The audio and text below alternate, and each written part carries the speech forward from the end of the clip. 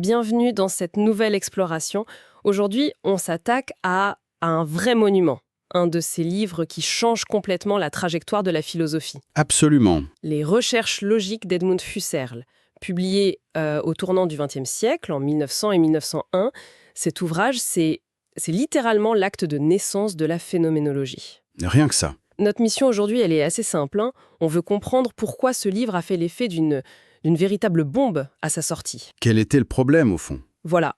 Quel problème si fondamental Husserl cherchait à résoudre, et surtout quelle nouvelle méthode il a dû forger pour y arriver. C'est tout l'enjeu. Alors, pour planter le décor, imaginez, fin du 19e siècle, la logique, la base même de la science, du raisonnement, eh bien, elle est construite sur du sable mouvant. C'est une bonne image, oui. L'idée qui domine, c'est que ces lois dépendent de la manière dont notre cerveau fonctionne, tout simplement.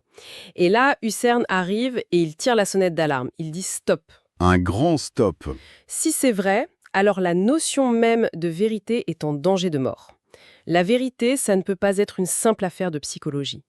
Et c'est le point de départ d'une immense reconstruction. C'est exactement ça. Pour bien saisir le choc, il faut vraiment se replonger dans l'ambiance de l'époque. La logique était dominée par ce qu'on appelle le psychologisme. Le psychologisme, d'accord. C'est une idée qui, au premier abord, semble pleine de bon sens.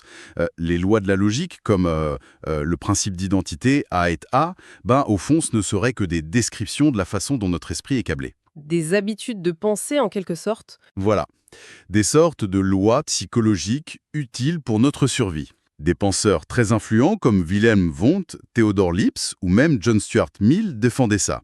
Pour eux, la logique, c'était une branche de la psychologie, tout simplement. Attendez, mais si on pousse l'idée jusqu'au bout, les conséquences sont, sont vertigineuses.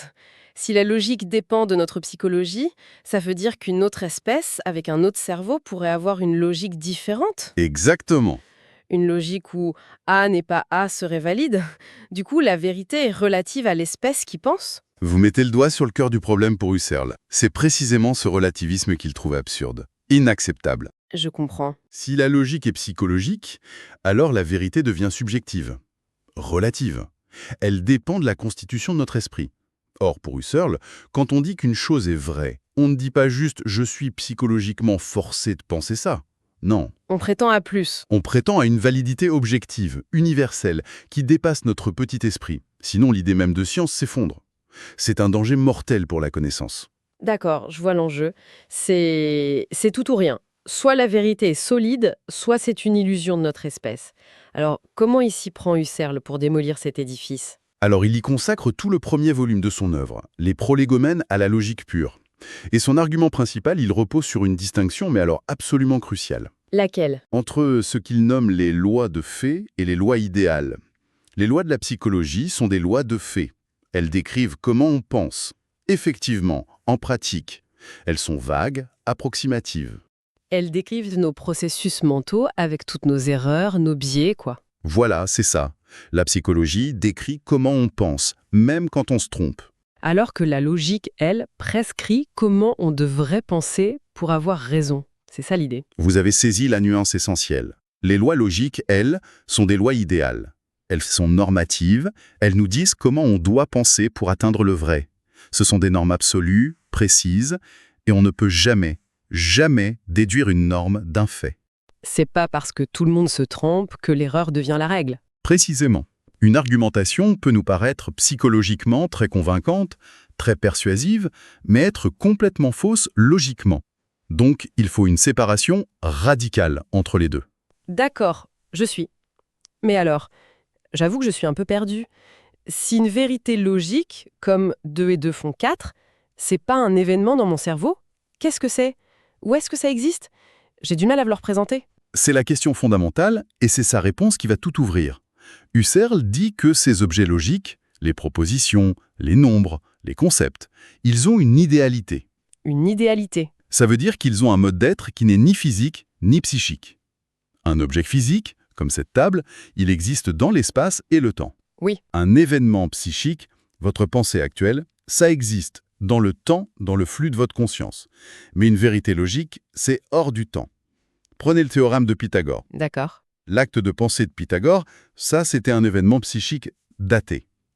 Mais le théorème lui-même, la vérité qu'il exprime, elle est intemporelle. Elle était vraie avant, elle sera vraie après. Qu'on la pense une fois ou des milliards de fois, la vérité reste identique à elle-même. C'est ça l'idéalité. Quand j'entends monde idéal, je pense tout de suite à Platon, à son ciel des idées. Est-ce que c'est ça que Husserl a en tête, une sorte de paradis des vérités mathématiques? C'est une excellente question, parce que c'est un contresens très fréquent. Et la réponse est non, ce n'est pas un platonisme classique. Ah, Il ne postule pas un autre monde mystérieux. C'est plus subtil. Il dit simplement que le mot « exister » peut vouloir dire différentes choses. Il introduit ce qu'il appelle une ontologie régionale. une ontologie régionale. L'idée qu'il y a différentes régions de l'être. Il y a la région du physique, la région du psychique, et il y a aussi la région de l'idéal, la région des significations, qui sont atemporelles. Ce sont juste des modes d'être différents. D'accord. Donc, il a brillamment démoli l'approche de ses contemporains, mais ça, c'est la partie critique. C'est une chose de dire ce que la logique n'est pas, mais qu'est-ce qu'il propose à la place? Exactement. Et ça, c'est tout l'enjeu du second volume des recherches, qui est beaucoup plus constructif. On passe à la construction. Voilà, après avoir, comme vous dites, nettoyé le terrain, il doit expliquer comment notre conscience, qui est bien un fluide psychique, peut toucher ses vérités idéales.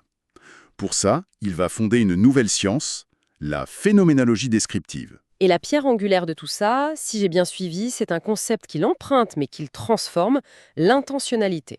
C'est ça, il le reprend à son maître, Franz Brentano, mais il le réamende complètement. L'intentionnalité. En termes simples, c'est quoi déjà? L'idée de base, elle est célèbre.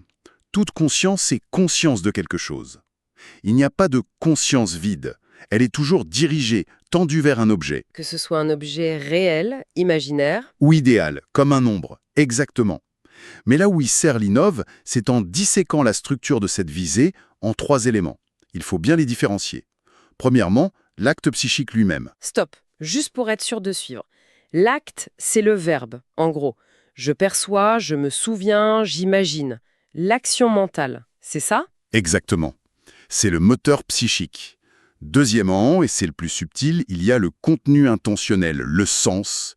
C'est la manière dont l'objet est visé. Et troisièmement, il y a l'objet visé lui-même.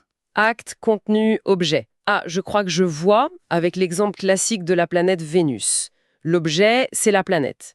Mais je peux la viser comme l'étoile du matin ou comme l'étoile du soir. Parfait. Ce sont deux contenus, deux sens différents, qui visent le même objet. C'est bien ça? C'est une illustration parfaite. Et cette tripartition, elle est incroyablement puissante.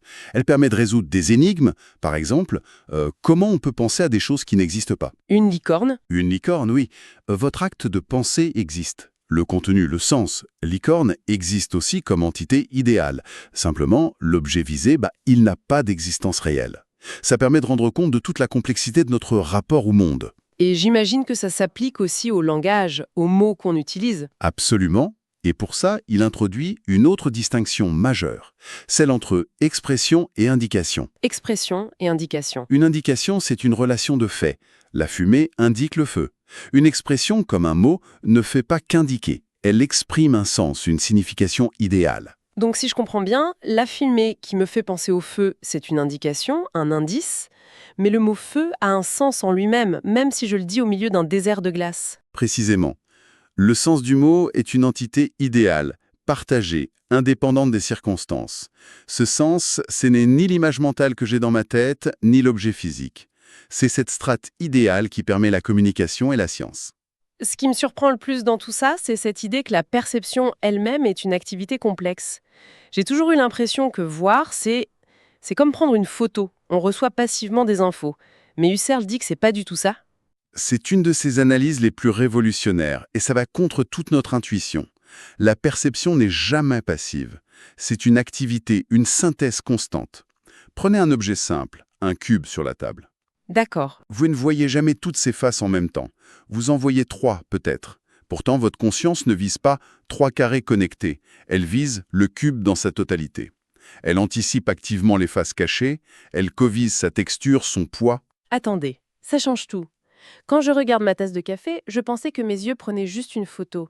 Mais Husserl dit que mon esprit est en fait en train de deviner le dessous de la tasse, son poids, la sensation de la céramique. C'est comme si chaque perception était une sorte de mini-enquête. C'est une excellente image, oui. Chaque perception a un noyau de ce qui est vu et un horizon de ce qui est anticipé. Et quand vous bougez, l'horizon change, se confirme ou s'infirme.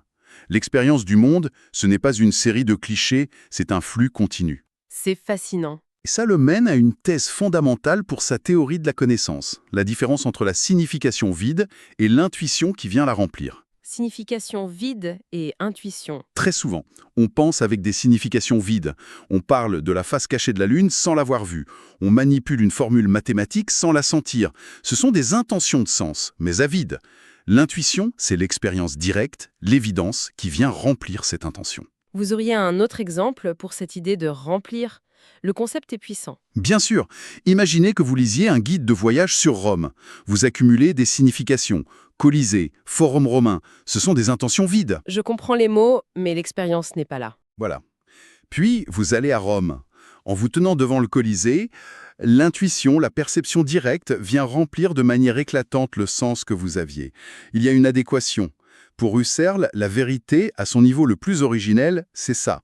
C'est cette expérience vécue du remplissement, l'expérience de l'évidence.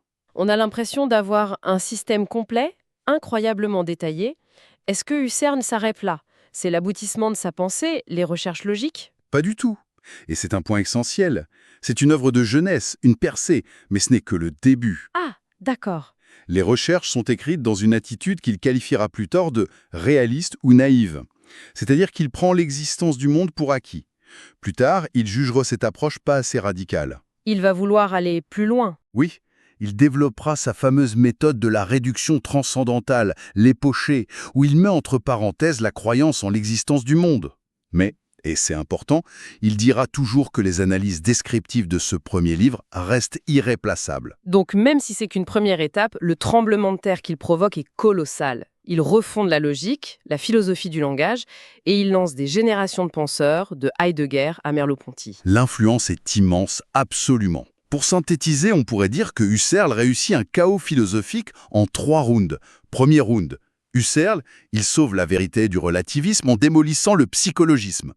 D'accord. Deuxième round, il nous donne une carte détaillée de notre conscience, avec sa théorie de l'intentionnalité.